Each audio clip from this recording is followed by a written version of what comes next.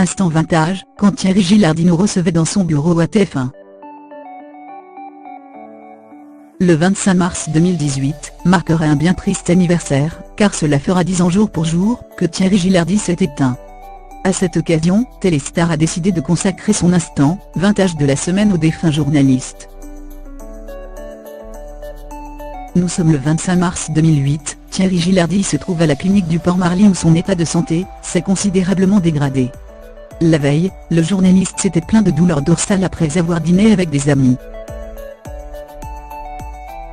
C'est finalement à 3 h du matin qu'il est foudroyé par une crise cardiaque, alors qu'il se trouve dans sa résidence de Montfort-l'Amaury dans les Yvelines. Transporté d'urgence par les pompiers à l'hôpital après avoir tenté en vain de le réanimer, le présentateur de téléfoot décédera ce jour même aux alentours de 16 h.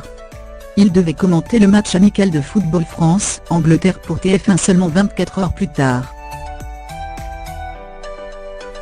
C'est au cours de cette rencontre qu'un magnifique hommage lui sera rendu. Ainsi, une minute de silence en sa mémoire fut tenue au Stade de France avant le coup d'envoi, et les joueurs de l'équipe de France portèrent tout un brassard noir en signe de deuil lors de cette rencontre. Un geste qui sera imité par les rugbymen du Stade français quelques jours plus tard.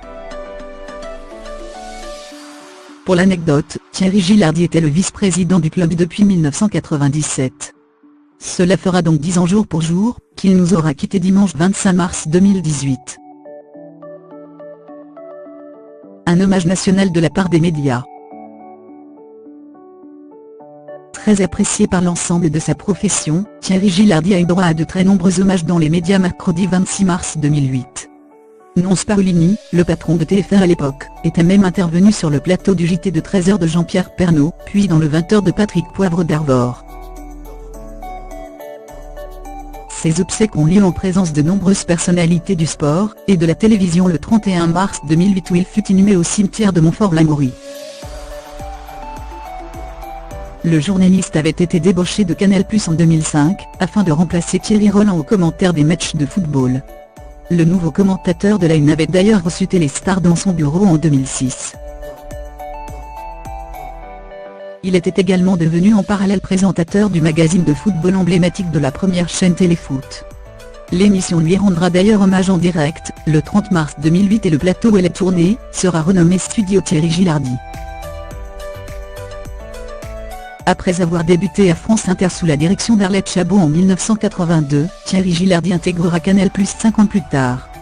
En 18 ans de bons et loyaux services, il était devenu l'un des principaux visages du service des sports de la chaîne cryptée en ayant présenté successivement des émissions, comme Jour de foot ou encore l'équipe du dimanche.